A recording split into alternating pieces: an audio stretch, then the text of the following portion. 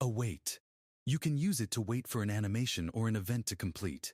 In this video, we will create a countdown from 1 to 3 and display Go when it's done. First, create a new scene and add a canvas layer as the parent node. Then, add a label and center its anchor in the middle. Set the text to 1 for now, just for visualization.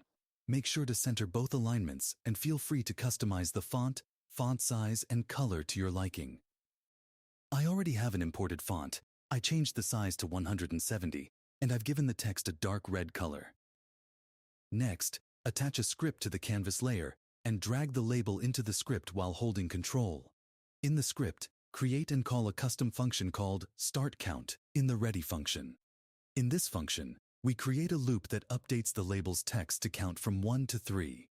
After each update, we use await getTree.createTimer with 1 second .timeout to pause the function for 1 second. Once the loop finishes, the text changes to Go and remains for 2 seconds before the label is hidden. Now save the scene and attach it to your main scene. Then, let's run this.